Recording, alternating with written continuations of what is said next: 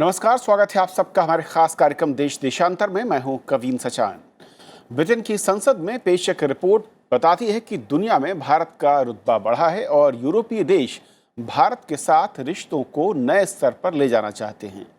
संसदीय रिपोर्ट ने ब्रिटेन को चेतावनी दी है कि न सिर्फ भारत के साथ बेहतर संबंधों की दौड़ में ब्रिटेन पिछड़ रहा है, बल्कि वो दुनिया में भारत की बढ़ती ताकत और प्रभाव के मुताबिक अपनी रणनीतियों में बदलाव करने में असफल रहा है। भारत के साथ संबंधों में बेहतरी के लिए सरकार को कुछ ठोस कदम उठाने होंगे। रिपोर्ट के मुताबिक ऐसे में जब ब्रिटेन यूरोपीय संघ छोड़ने की तैयारियां कर रहा है, ऐसे में अब समय आ चुका है जब ब्रिटेन को भारत के साथ संबंधों को और बेहतर करना चाहिए। तो समझेंगे इस संसदीय रिपोर्ट के मायने क्या है, ये रिपोर्ट क्या कुछ कहती है और भारत और ब्रिटेन के बीच में संबंध ऐतिहासिक तो थे, लेकिन आधुनिक दौर में कहां तक पहुंचे हैं और कितनी और गुंजाइश या पोटेंशियल यहां पर नजर आता है, जिसका जिक्र ये संसदीय रिपोर्ट करती है। हमारे साथ स्टूडियो में 3 खास मेहमान हैं। प्रोफेसर हर्ष वी पंत है हमारे साथ, भारत से, आपका स्वागत है हर्ष। हमारे साथ शिवशंकर मुखर्जी साहब हैं, फॉर्मर एम्बेसडर, स्वागत है सर बहुत बार आपका। शीतल शर्मा है, असिस्टेंट प्रोफेसर जेएनयू से, आपका भी स्वागत है। शिवराज मुखर्जी सर, मैं आपसे करना चाहूँगा, ये जो संसदीय रिपोर्ट है, सबसे पहले तो ये इसका वजन मैं कहूँ, ये कितनी इसका दारोमदार जो है इस रिपोर्ट का वहाँ पर रहता है और इसके मायने क्या है? इससे पहले भी इस तरह की रिपोर्ट्स आई हैं, उससे ये अलग या उसी के तरह दिखती है? मेरे ख्याल से तो उसी की तरह दिखती हैं। पहले भी ऐसे रिपोर्ट आए हैं। पार्लियामेंट्री कमिटीज़ हैं अलग अलग विषय पे। जब मैं वहाँ था उस समय एक उनका जो पार्लियामेंट्री कमेटी है जो इंटरनेशनल ट्रेड, ब्रिटेन का इंटरनेशनल ट्रेड पे नज़र रखता है, उनका एक रिपोर्ट निकला था जिसमें भारतवर्ष के मार्केट की और भारतवर्ष में जो इकोनॉमिक प्रोग्रेस हो रहा है उस पर काफ़ी स्तुति की गई थी और खूब जोर शोर से कहा गया था कि ब्रिटेन को इस पे गौर देना चाहिए और बहुत कुछ काम करना चाहिए। इस तरह के रिपोर्ट पार्लियामेंट्री कमिटीज़ में आते हैं। मैं ये नहीं कहूँगा कि वो यूज़लेस हैं, वो उसका प्रभाव पड़ता है रूलिंग गवर्नमेंट पे। इस समय टाइमिंग को मैं थोड़ा ज़्यादा नज़र में रखता हूँ। इस समय ब्रिटेन जो ब्रेक्सिट के उसमें फंसा हुआ है, थोड़ा आगे देखते हैं, वो जानते हैं कि ब्रेक्सिट से जिस तरह से भी डील हुआ, hard Brexit, soft Brexit, no Brexit, कुछ भी हो, bilateral free trade treaties, bilateral trade agreements बहुत अहमियत रखेंगी फ्यूचर में। और इंडिया एक बहुत बड़ा मार्केट है। ब्रिटेन के ट्रेडिंग रिलेशनशिप्स इंडिया के साथ बहुत पुराने हैं और काफ़ी बड़े भी हैं। तो इस समय एक ये वार्निंग की तरह से है कि जो कुछ भी आप करिए, ऐसा ना हो कि भारतवर्ष को इग्नोर किया जाए या कुछ ऐसे पॉलिटिकल मूव्स हों जो भारतवर्ष को पसंद ना आए। यानी कि भारतवर्ष से रिश्ते बढ़ाने का इस समय और भी इम्पोर्टेंट है, क्योंकि आगे जाके हमको भारतवर्ष से ही निपटना पड़ेगा अगर हम कुछ करना चाहें ब्रेक्सिट के बाद। तो यहाँ तक मैं कहूँगा ये टाइमिंग के हिसाब से थोड़ा रेलेवेंट है, लेकिन इसका प्रभाव जो सरकार बनेगी जब ये लीडरशिप रेस जो है ब्रिटेन में वो जब ख़त्म होगा जुलाई 22 को, उस पर क्या प्रभाव होगा वो देखना पड़ेगा। मुझे तो ये लगता है कि बहुत कम ही प्रभाव होगा। जो नए प्रधानमंत्री बनेंगे उनका एक तो टर्म बहुत लिमिटेड होगा और ब्रेक्सिट का जो जैसा चल रहा है वहाँ तो यूरोप में और ब्रिटेन में तो बात फैली हुई है कि या तो एक और रेफरेंडम होगा या एक और इलेक्शन होगा, क्योंकि जो प्राइम मिनिस्टर बोरिस जॉनसन हो या जेरेमी हंट हो, जो भी आएंगे उनके ब्रिटेन के बस में इस समय नहीं है कि ये बहुत एक क्लियर कट तरीके से ब्रेक्सिट को ख़त्म कर सकें। तो इसलिए ये जो रिपोर्ट है इसमें अच्छी बातें कही गई हैं और जो कही गई हैं बातें वो सही हैं, लेकिन मैं ये नहीं समझता कि इसी को लेके ऑटोमेटिकली ब्रिटिश गवर्नमेंट इस तरह की कोई पॉलिसीज़ बनाएगी। वो आगे देखना पड़ेगा हमें। क्योंकि एक सेंटेंस और सिर्फ, क्योंकि जो सबसे ज़्यादा प्रभाव सरकार पे पड़ेगा जो नए जो प्राइम मिनिस्टर होंगे, चाहे जो भी हों, वो ब्रिटेन का जो इस समय माहौल है, पॉलिटिकल सोशल माहौल है, उसका सबसे ज़्यादा प्रभाव पड़ेगा। और वो ओवरऑल जो एक माहौल है वो एंटी इमिग्रेशन है, पॉपुलिस्ट है, और इसमें इस तरह के रिपोर्ट फिट नहीं आते। हर्ष, अब सवाल ये उठता है कि जिस तरीके के मुहाने पर इस वक्त ब्रिटेन खड़ा हुआ है, और जब ये रिपोर्ट, संसदीय रिपोर्ट हरा की है, ये कहती है कि भारत के साथ बेहतर रिश्ते या फिर ट्रेड या दूसरे कई सारे इश्यूज का जिक्र है, वहाँ पर अब तक ब्रिटेन ने कई मौके गंवाए हैं और अब इस वक्त पर एक नए तरीके से रिश्तों को नए लेवल पर ले जाने की ज़रूरत है।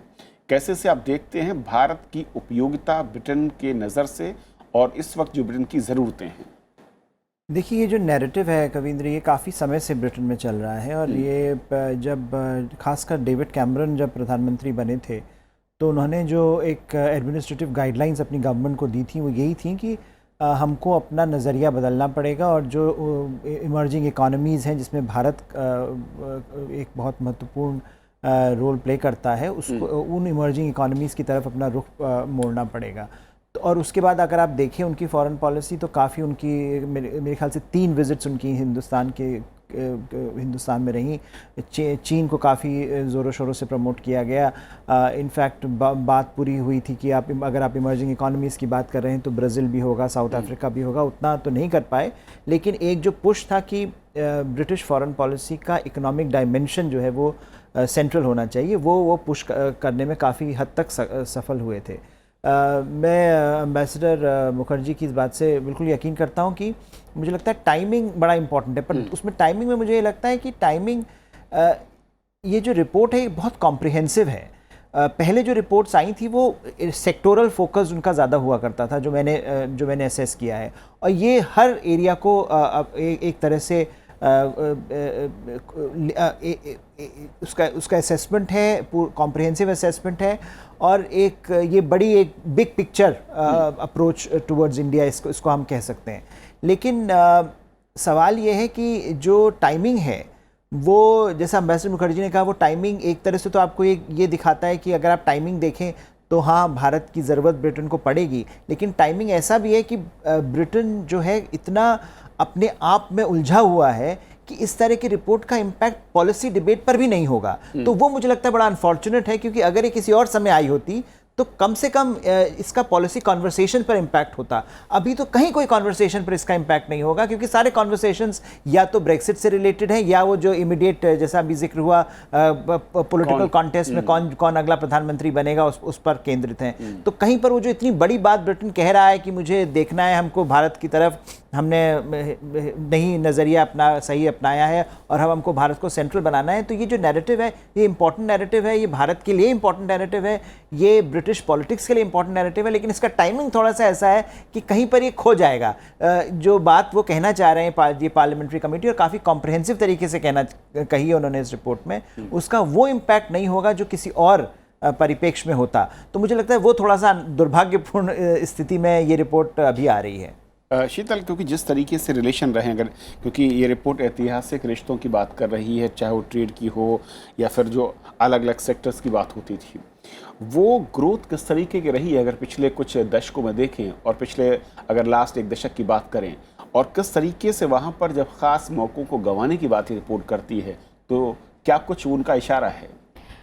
कविंद्र, ये 2-3 चीज़ों के साथ एक और पर्सपेक्टिव में ऐड करूँगी कि मान लीजिए ब्रेग्जिट हो रहा है, किस समय पे हो रहा है, जैसा हर्ष ने भी बोला कि इसका कितना कॉग्निजेंस होगा, वो बात अलग है। बट अगर हम इसे एज एन आउटसाइडर देखें तो इस रिपोर्ट का क्या महत्व है? पहला तो ये कि आप ये देखिए कि इंटरनेशनल रिलेशंस में इंडिया की जो इमेज है वो कितनी स्ट्रांग होती जा रही है as compare to other countries in South Asia. और आप चाइना की भी बात करें तो ये समझ लीजिए कि चाइना में तो अब एक तरह से जो लीडरशिप है फिक्स्ड है अंटिल अनलेस समथिंग हैपन्स। तो यहाँ की जो कंसोलिडेशन है, हमारी जो स्ट्रेंथ है, वो जितनी इमर्जिंग इकोनॉमी या उभर कर आ रही है, एक तो आप you just can not ignore the fact कि इंडिया के साथ आपको एंगेज होना ही होना पड़ेगा। दूसरी बात, अगर हम बायलैटरल्स देखें इंडिया और यूके के, तो कॉलोनियल टाइम से लेके जो हमारा एंगेजमेंट रहा है वो एक स्तर पे रहा है। हालांकि it has been a relationship of love and hate, कि भाई हम उनको कॉलोनाइजर देखते थे और उन्होंने हमारे ऊपर अत्याचार की, काफ़ी सारी बातें हैं। But at the same time आप देखिए कि इंडियन डायस्पोरा जो पर्टिकुलरली साउथ एशियन जो इंडिक बेल्ट का है, तकरीबन वहाँ पे 40 से 45 लाख लोग हैं, जिसमें मैं इंडियंस को काउंट करूँगी, पाकिस्तानीज़ और बांग्लादेशीज़, और जो पूरा हमारा कल्चरल बेल्ट की प्रेजेंस है वहाँ पे। अब इसमें ये रहा है कि कॉलोनाइजेशन के ख़त्म होने के बाद आपने अपने को इंडिपेंडेंट बनाया, अपना स्टेप उठाया। यूरोपियन यूनियन में भी ब्रिटेन इतने दिनों बाद क्यों शामिल हुआ, क्योंकि उनकी भी अर्थव्यवस्था जो थी नेशनलाइज्ड ज़्यादा फोकस थी, बजाय कि जो लिबरल कैरेक्टर यूरोपियन यूनियन लेना चाहता था। तो विरोधाभास वहाँ पे भी थे, यहाँ पे भी थे, हम भी नॉन अलाइंड का पार्ट थे। चलता रहा। बट पर्टिकुलरली अगर हम लास्ट 2 दशकों की बात करें तो जो हमारा एंगेजमेंट था वो 2 लेवल पे प्राइमरी रहता है। एक तो ट्रेड के सेंस में रहता है और दूसरा जो हमारे आवाजावी थी लोगों का जो वहाँ था, स्टूडेंट्स या टूरिस्ट। वैसे तो इंडियन डायस्पोरा की प्रेजेंस वहाँ तकरीबन 100 वर्ष से ज़्यादा की है। बट जो मेन हम लास्ट अगर 2 दशकों पे देखें, ट्रेड वॉल्यूम कितना है, बहुत ज़्यादा नहीं है। हमारा 15 ट्रेडिंग पार्टनर होता है, तो अगर उसमें देखा जाए तो काफ़ी नीचे है उस पे सीरीज़ में या हायरार्की में। दूसरा, आप किसी भी रिलेशनशिप को कैसे अलाइव रख सकते हैं, उसमें होता है कि आप लोगों का आना जाना जो एथनो होता है, एथनोस्केप्स आपके कितने वाइब्रेंट हैं। अब कहने को तो इंडियन डायस्पोरा सूरीनाम में भी है, बट वहाँ इस टाइप का रिलेशन नहीं है। आपके अपने बच्चों को सूरीनाम पढ़ने के लिए भेजेंगे? जो कंफर्ट लेवल हमारी संस्कृति का, हमारे कल्चरल कनेक्शंस का रहा है, वो हमेशा से यूके की तरफ रहा है, डिस्पाइट द फैक्ट कि कॉलोनियल पास्ट की क्या हिस्ट्री रही है। अब रही बात मौके गंवाने की, मौके गंवाने का तो एक अभी आया था कि 100 वर्ष का जलियांवाला बाग था, कि वहाँ आप एक फॉर्मल अपोलॉजी दे रहे हैं कि नहीं, कि इंडिया के साथ जो एट्रॉसिटी हुई, जो मास स्केल पे मर्डर हुआ। अब ये सारी चीज़ें जो होती हैं, ये सिर्फ एक पर्टिकुलर लीडर नहीं डिसाइड कर पाता, क्योंकि आपको अपनी डोमेस्टिक कॉन्स्टिट्यूंसीज को भी रिप्लाई करना पड़ता है। आप इतिहास में देखिए, जर्मनी का जो वो रहा है 2 वर्ल्ड वॉर्स में, एक कलेक्टिव गिल्ट, नेशनल गिल्ट रहा है। अब यहाँ पे ये है कि इनफॉर्मल वेरियस फोरम्स पे ये है कि भाई हाँ, कुछ अत्याचार हुए हैं, वो बर्बरताएं हैं, ये सब इसको, बट किसमें ये आकर पॉलिटिकल, ये तो पॉलिटिकल सुसाइड होगा उस राजनेता के लिए जो आकर एक फॉर्मल उस पर स्टैंप लगा देता है। तो ये इस इतिहास में ये देखा गया है कि हाइज लोज एंड अप्स रहे हैं उनके, बट जितना पोटेंशियल था वो अंडर यूटिलाइज था। उसमें फाइनल प्रॉब्लम ये आई कि 2011 में जो रिस्ट्रिक्टिव पॉलिसी थी, जो तेरेसा में इनके सेक्रेटरी रहे for a long period of time, और उनका बड़ा एंटी इमिग्रेंट स्टैंड रहा। तो उसमें इमिग्रेंट्स इन जनरल जो थे, जो पूरा का पूरा रिफ्यूजी क्राइसिस हुआ है, उसमें किस तरीके से ये लोग रिफ्यूजियों को ट्रीट करते हैं, उसमें सिर्फ रिफ्यूजी ही नहीं, the person was seen as other, culturally other. तो उसके वर्ल्डविंड में अब मैं कह सकती हूँ उसके लपेटे में भारतीय भी आए। इसका जिक्र इस रिपोर्ट में किया गया है, डिस्पाइट द फैक्ट कि वो ब्रिटिश इंडियंस ही हैं, वो सिटीजन्स हैं, बट कहीं ना कहीं रंग के फर्क पे या कल्चर के फर्क पे उनको अलग देखा गया। तो इंडियंस का जो नंबर था वो डिप करने लग गया, क्योंकि उनके जो बाकी टेक्निकलिटीज़ हैं कि आप पढ़ाई ख़त्म करने के बाद 2 साल वहाँ पे रुक सकते हैं, काम ढूंढ सकते हैं, वो सब चीज़ों ने बहुत इम्पैक्ट किया। इशू का जिक्र जब इस रिपोर्ट में है मुखर्जी सर, ये कितना बड़ा इशू वहाँ पर रहा है, और इसको लेकर इमिग्रेशन जो पॉलिसी रही है, और ख़ासतौर पर इंडियन जो टूरिस्ट से कहूँ, एजुकेशन सेक्टर से बड़े स्टूडेंट्स वहाँ पर जाते रहे हैं, संख्या कैसे बदलती नीतियों के चलते ये हैम्पर हुई है, इस पर डेंट आया है, और इसको बदलने की बात या जिस पर पुनर्विचार की बात ये रिपोर्ट करती है। देखिए, जहाँ ओवरऑल जो है, इसमें कोई शक नहीं, मैं हिस्ट्री में नहीं जानना चाहता। शीतल ने जो हिस्टोरिकल रिलेशनशिप है इंडिया और ब्रिटेन पे, इस पर अच्छी तरह से गौर किया, लेकिन फ़िलहाल इस समय की अगर बात करें और पिछले कुछ सालों की बात करें, और ब्रिटिश सोसाइटी में जो एवोल्यूशन हुआ है उसकी बात करें, तो स्पेसिफिकली अगर लें, रही बात स्टूडेंट्स की, स्टूडेंट्स का ब्रिटेन एक बड़े ट्रांजैक्शनल धंधे की तरफ से देखता है, और मेरे ख्याल दूसरे देशों भी देश भी देखते होंगे। जो यूनिवर्सिटीज़ हैं वो चाहती हैं कि इंटरनेशनल स्टूडेंट्स आएँ, क्योंकि इंटरनेशनल स्टूडेंट्स जो फीस देती हैं वो ब्रिटिश स्टूडेंट से दुगना होता है, और उसके ज़रिए उनका फंड्स बचता है। एजुकेशन बड़ा एक्सपेंसिव कमोडिटी हो गया, यूनिवर्सिटी चलाना काफ़ी एक्सपेंसिव मामला है। तो इंटरनेशनल स्टूडेंट्स वो चाहते हैं आएँ और खूब अच्छी तरह से फ़ीस दें, और इंडियन स्टूडेंट्स, लिहाजा इंडियन स्टूडेंट्स बड़े वेलकम हैं। एक, क्योंकि वो फ़ीस देते हैं और बहुत संख्या में आना चाहते हैं, बिकॉज नंबर 1 टारगेट इंडियंस का यूएस और उसके बाद यूके। और इसमें कोई शक नहीं कि ब्रिटिश एजुकेशन का जो क्वालिटी है, स्टैंडर्ड है, वो बहुत ऊंचा है। तो ये अट्रैक्शन इंडिया से है, और उनको यूनिवर्सिटीज़ का अट्रैक्शन दूसरी तरफ से है कि इंटरनेशनल स्टूडेंट, जब ब्रिटिश सरकार ने इमिग्रेशन पॉलिसी स्टूडेंट्स के लिए जो काम करने का जो पॉलिसी था 2 साल का, और फीस वगैरह, वीज़ाज जब टाइट किया है, तब तक यूनिवर्सिटीज़ ने हमेशा प्रोटेस्ट किया है, पब्लिकली प्रोटेस्ट किया है। दूसरी तरफ है ब्रिटेन का एवोल्यूशन एज अ सोसाइटी, जिसमें पहले क्रीपिंग, अब थोड़ा ज़्यादा जेनोफोबिया, एंटी इमिग्रेशन, ये ब्रिटिश पॉलिटिक्स में उभर कर आ गया है। ब्रेक्सिट उसका एक सिम्टम है।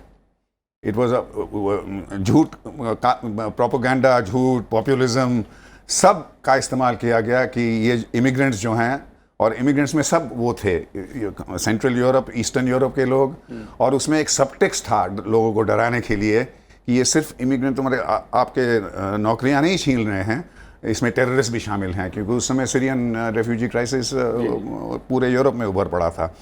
तो ये जो जेनोफोबिया, एंटी इमिग्रेंट फीलिंग ये ब्रिटिश सोसाइटी में है और बढ़ रहा है, यूरोप में भी, पूरे यूरोप में भी।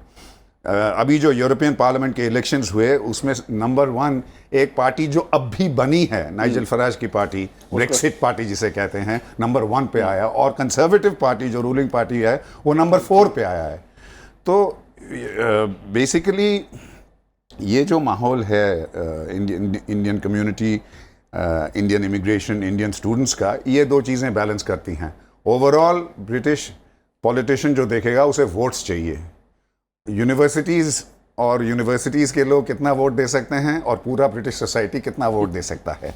तो इसमें यहाँ पर जो ब्रिटिश हाई कमिश्नर थे, मैं साफ साफ कहता हूँ, ये वाले नहीं, इसके पहले जो थे, जब बातचीत हो रही थी फ़िकी में इंडो यूके रिलेशंस के बारे में, और क्योंकि फ़िकी में था ट्रेड के बारे में, 90% जो उन्होंने रिमार्क्स बोले वो सिर्फ इमिग्रेशन पे लगे हुए थे कि जो इलीगल इमिग्रेंट्स हैं वो ब्रिटेन से वापस आ जाना चाहिए। थेरेसा मे, जब मैं था वहाँ पे होम सेक्रेटरी थी और सबसे टफ थी इमिग्रेशन पॉलिसीज़ में। तो ये एक बैलेंसिंग एक्ट है। लिप सर्विस हमेशा होगा, रियलिटी में ब्रिटिश पॉलिटिक्स में ब्रिटिश पॉलिटिशियंस, प्राइम मिनिस्टर से लेके हर एक मिनिस्टर या जो भी, और पूरा ब्रिटिश पार्लियामेंट वही करेगा जो उनके पॉलिटिकल फ्यूचर के हित में है, और उसमें इमिग्रेशन एक बड़ा नेगेटिव सब्जेक्ट है उनके लिए। इसलिए ये अपेक्षा करना, ये उम्मीद करना कि pro Indian, pro immigration policies, easy visa policies, attractive policies for Indian students और इंडियन प्रोफेशनल्स, ये आगे जाके होगा, ये एक ख्वाब है जिसमें हमें नहीं पड़ना चाहिए। हर्ष, वाकई इमिग्रेशन पॉलिसी और इसका जब जिक्र है तो किस तरीके से देखते हैं भारत के नज़रिए से ये, और जब कुछ बेहतरीन मौके गंवाने की बात ये रिपोर्ट करती है, तो आपके नज़रिए से वो क्या कुछ सेक्टर्स या स्कोप हैं, पॉइंट जहाँ पर लगता है कि उसका इशारा है, या वो कहना चाहते हैं कि इन सेक्टर्स में यहाँ पर चूक हुई ब्रिटेन से? देखिए, ये जो इमिग्रेशन की जो बात हो रही है, ये बहुत इम्पॉर्टेंट है, क्योंकि इमिग्रेशन दुनिया भर में और ख़ासकर जो डेवलप्ड वर्ल्ड है वहाँ पर एक तरह से नेगेटिव कनोटेशंस इस समय हैं, और सारी जो डेवलप्ड सोसाइटीज़ हैं वो इनवर्ड लुकिंग हो गई हैं। वो एक तरह का जो सोशो पॉलिटिकल माहौल जो बन रहा है, अंदरूनी माहौल जो इन सोसाइटीज़ में बन रहा है, वो एंटी इमिग्रेंट है। तो और इसका इम्पैक्ट हर जगह आपको दिखाई देगा। हम अभी H1B वीज़ाज़ की अमेरिका से बात करने वाले हैं, वहाँ पर तो वो जो डिस्कशंस हो रहे हैं वो इसी से रिलेटेड हो रहे हैं। और जब ये माहौल बदलना शुरू हुआ, जिसका भी जिक्र हुआ था, टेरेसा मे होम सेक्रेटरी थी, और लॉजिकली आर्ग्यूमेंट था कि यूरोपियन यूनियंस का हमको इमिग्रेशन कम करना है यूरोपियन यूनियन से, क्योंकि हम वो ब्रेक्सिट का लॉजिक था कि आप ब्रेक्सिट का हिस्सा हैं, आपको यूरोपियन यूनियन से जो माइग्रेंट्स आ रहे हैं उनको रोकना है। लेकिन वो आप रोक नहीं पा रहे थे, क्योंकि आप यूरोपियन यूनियन का हिस्सा थे, आपने तो ट्रीटी अग्रीमेंट साइन किया हुआ था, तो आप कहाँ पर नकेल कस सकते थे? आपने नकेल कसी स्टूडेंट्स पर। आपने कहा कि मुझे नंबर, टेरेसा मे का बड़ा फेमस वो रहा, टेन्योर रहा, जब उन्होंने कहा कि मुझे नंबर कम दिखाने हैं इमिग्रेंट्स के, तो वो नंबर कम वो यूरोपियन यूनियन वालों को नहीं कम कर पाई, उन्होंने नंबर कसे, नकेल कसी स्टूडेंट्स पर। तो उसका नेगेटिव इम्पैक्ट जो हुआ वो यूनिवर्सिटीज़ पर हुआ। उसका जो नेगेटिव इम्पैक्ट हुआ कि इंडियन स्टूडेंट्स एकदम से 2011 का जिक्र हुआ था, उसमें 2011 से अगर आप 13 के नंबर्स देखें, डिक्लाइन बहुत ज़्यादा, ड्रास्टिक डिक्लाइन हुआ। और उसके बाद आपने वो जो पूरा आपने चेंज कर दिया, नो वर्क, आपने वर्क वीज़ा का जो सिस्टम होता है उसको चेंज कर दिया, 2 साल का आपके पास वर्क परमिट होता था, वो सब चला गया। तो उसका इम्पैक्ट पड़ा। लोग जो हिंदुस्तानी स्टूडेंट था वो और जगह जाने लगा। कनाडा, ऑस्ट्रेलिया ने गेन किया, इवन जर्मनी और फ्रांस ने गेन किया ब्रिटिश एक्सपेंस पर। तो उसका रिकग्निशन इस रिपोर्ट में है कि वो हुआ, इसका ये नहीं होना चाहिए था। तो मुझे लगता है कहीं पर एक अंडरस्टैंडिंग सिस्टम में धीरे धीरे आ रही है कि ये प्रॉब्लमेटिक था और इसका जो नेगेटिव इम्पैक्ट हुआ उसका खामियाजा काफ़ी साल तक भुगतना पड़ेगा ब्रिटेन को।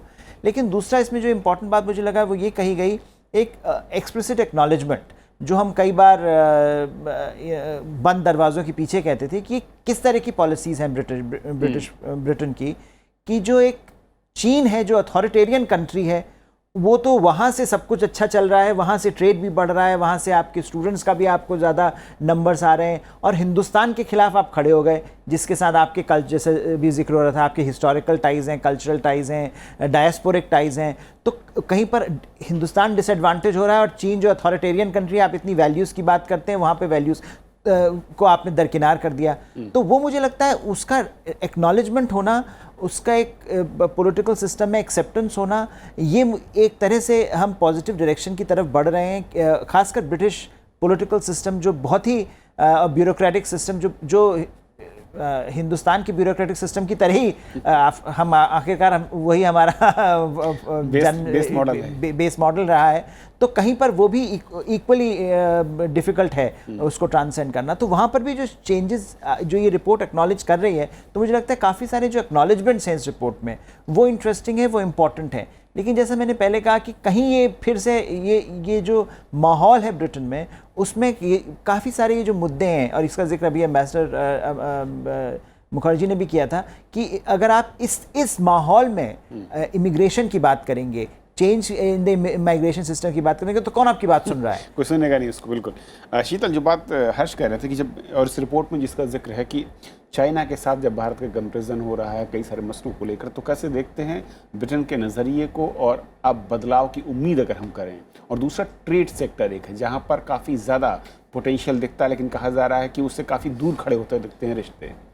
कविंद्र, अगर हम देखें तो ब्रिटेन जो एक संयुक्त परिवार से बिछड़ने वाला है, तो वो अपना जो है पूरा का पूरा नए सिरे से अपने को बसाएगा, या आप कह लीजिए कि उसको सारे बायलैटरल्स दोबारा ये 27 मेंबर स्टेट से तो करने ही करने पड़ेंगे, बाद में उसको बाहर भी देखना है कि वो किन शक्तियों के साथ हाथ मिला सकता है। जहाँ तक की बात रही चाइना की, उसका रिलेशनशिप जो यूरोपियन यूनियन से है वो बड़ा सा ट्रिकी सा है कि चाइना जो है उसको भी वो नज़रअंदाज नहीं कर सकते। उभरती हुई अर्थव्यवस्था क्या है, मतलब काफ़ी डोमिनेंट है रीजन में, और वेस्ट में पर्टिकुलरली अमेरिका ने तो नैरेटिव ही खड़ा कर दिया कि राइजिंग चाइना और अंडरमाइनिंग यूएस जो भी है। अब चाइना के साथ यूरोपियन यूनियन और यूके भी उसमें शामिल है काफ़ी हद तक, कि इनका नज़रिया क्या है। अब चाइना में ह्यूमन राइट्स का वायोलेशन होता है, मानव अधिकारों का हनन होता है, एनवायरनमेंट में पॉल्यूशन है, जितने भी नॉर्मेटिव स्टैंडर्ड्स जिनके बारे में यूरोपियन यूनियन बात करता है, जब वो देखता है कि ये चीज़ें चाइना में नहीं हो रही, तो वो एक तरह से इग्नोर करता है। ये एक marriage of convenience and comfort है कि आप उन चीज़ों को छेड़ेंगे नहीं, क्योंकि चाइना आपकी बात तो सुनने वाला है नहीं, तो आपके नॉर्मेटिव एक्टर होने का इन पे प्रेशर क्या पड़ा, कुछ नहीं। बट चाइना का इनके साथ रिलेशनशिप बहुत अच्छा है ट्रेड का। इसके साथ जो चाइना से ट्रेन चल रही है वो ईस्टर्न यूरोपियन कंट्रीज़ में पहुंच चुकी है, सारे 16-17 कंट्रीज़ का चक्कर लगाती है और जाके ख़त्म होती है यूरोप के मध्य में। अब यहाँ से इतना वॉल्यूम ऑफ ट्रेड है कि आप उसको नज़रअंदाज नहीं कर पा रहे। बट फिर वही बात है कि चाइना की जो रिजीम है, अथॉरिटेरियन है, वो आपको इतनी आसानी से आपकी वेस्टर्न डेमोक्रेसीज, ह्यूमन राइट्स कहने को ठीक है बाहर से, बट जब इम्प्लीमेंटेशन की बात आती है तो उनका अपना रूल्स एंड रेगुलेशन है, अपना एक सिस्टम है, पैटर्न ऑफ वर्किंग है। अब इंडिया के साथ क्या है, इंडिया फंक्शनल डेमोक्रेसी है, वाइब्रेंट डेमोक्रेसी है, आप यहाँ मानव अधिकारों की बात कर सकते हैं, खुल के चर्चा कर सकते हैं, स्टेट के अगेंस्ट भी बहुत लोग बहुत कुछ बोलते हैं, तो हम एक लिबरल मॉडल हैं जो देखने में अच्छा लगता है। बट कहीं ना कहीं at the end of the day आप रियलिस्ट पर्सपेक्टिव, यथार्थवादी होते हैं, आप अपना ये देखते हैं कि मेरा पैसा कितना पैसा रिटर्न लेकर आएगा। तो जहाँ तक कि ट्रेड की बात रही, जो आपके क्वेश्चन का दूसरा भाग था कि हमारा अंडर यूटिलाइज्ड है, जैसे ही ब्रेक्जिट होता है हमारे लिए अपॉर्चुनिटी है। अभी भी 700-800 कंपनियां चलती हैं, 8 लाख लोग इंडियन कंपनीज, ब्रिटिश कंपनीज में इंडिया में काम करते हैं, तकरीबन 1 लाख लोग वहाँ पे एम्प्लॉयड रहते हैं। तो हमारे पास एक स्कोप है, एक पोटेंशियल है जाके उसको टैप करने के लिए। हमारा स्ट्रैटेजिक पार्टनर है, गवर्नमेंटल इंस्टीट्यूशनल डायलॉग्स चलते हैं, एनुअल समिट्स होते हैं, सारी चीज़ें हैं। बट बात यह है कि थोड़ा सा मोमेंटम कम है, उसमें हमें लाइफ इन्फ्यूज़ करनी पड़ेगी ताकि ये और ज़्यादा वाइब्रेंट हो सके। मुखर्जी सर, एक आखिरी कमेंट, क्योंकि ट्रेड को लेकर जब बात ये रिपोर्ट कहती है एक बड़े बाजार के तौर में देखता है ब्रिटेन भारत को, और जब ब्रेक्जिट के बाद कहीं ना कहीं उसे इस तरह के बड़े बाजारों की तरफ नजरें देखनी होंगी। देखिए, मेरा तो ये राय है कि जब ब्रेक्सिट का सारा मामला शुरू हुआ तो भारत में बहुत डिबेट हुआ था। आपने देखा होगा पब्लिक डोमेन में, मीडिया में, हमारे सरकारी सर्कल्स में, ये इंडस्ट्री एसोसिएशंस में कि हमारे ऊपर क्या प्रभाव पड़ेगा। मेरी तो ये राय है कि हमारे ऊपर खास प्रभाव नहीं पड़ेगा, और एग्जैक्टली शीतल ने जैसे कहा, ये हमारे लिए एक अपॉर्चुनिटी है। अभी तक जो आर्ग्यूमेंट्स थे कि हमारे पर बहुत प्रभाव पड़ेगा, वो ये था कि हमारे जो कंपनियां हैं जो यूरोप के साथ ट्रेड करती हैं, ब्रिटेन के दरवाजे से यूरोप के साथ ट्रेड करती हैं। हमारे फाइनेंशियल अरेंजमेंट सारे लंदन में हैं, हमारी कंपनियां लंदन के थ्रू यूरोप में जहां भी बिजनेस करते हैं वैसे करते हैं। एक हद तक सही है, उसके खिलाफ आर्ग्यूमेंट्स ये हैं जिसमें मैं बिलीव करता हूं। नंबर 1, अगर ब्रेक्सिट हुआ तो होएगा। हमारे जो 700-800 करीब कंपनियां हैं इंग्लैंड में, उसमें कुछ कंपनियां ऐसी हैं जो ऑर्गेनाइज्ड हैं, बड़े हैं और उनका जेन्युइन बिजनेस है, जो जिनके सामने कुछ मुश्किलें आएंगी उनको अपने आप प्लानिंग करके उन मुश्किलों को हल करना पड़ेगा। उनको यूरोप में बेस शिफ्ट करना पड़ेगा, चाहे वो फ्रैंकफर्ट में जाएं, चाहे जहां मर्जी जाएं। अभी हमारे बिजनेस में जो फिर से मैं कहता हूँ, ऑर्गेनाइज सेक्टर के जो हैं वो यूरोप को भी अच्छी तरह जानते हैं। यूरोप के साथ भी हमारे इटली, जर्मनी, बेल्जियम, ब्रसल्स का जो कमीशन है उनके साथ रिश्ते, हमें बहुत एक्सपीरियंस है। इसमें खास मुश्किल नहीं होना चाहिए, जो मुश्किलें हैं वो हल हो सकती हैं। बाकी फ्यू हंड्रेड कंपनीज ऐसे हैं जो, let me be very Frank, जो सिर्फ अंडर इन्वॉइसिंग, ओवर इन्वॉइसिंग और शेल कंपनीज हैं मनी लॉन्ड्रिंग के लिए। वो अगर डूब जाएं तो बहुत अच्छा होगा देश के लिए। चलिए, और ब्रिटेन जब बायलैटरल फ्री ट्रेड एग्रीमेंट करने के लिए भारत के पास आएगा, उस समय हमें अपना मार्केट, अपना जो अपॉर्चुनिटी है एक फ्री ट्रेड एग्रीमेंट करना, जो कि हमारे हित में है, हमें सख्ती से वो करना चाहिए और हम करेंगे। चलिए, बहुत शुक्रिया आप तीनों मेहमानों का हमारे साथ इस चर्चा में शामिल होने के लिए। तो आज फिलहाल इतना ही। नमस्कार।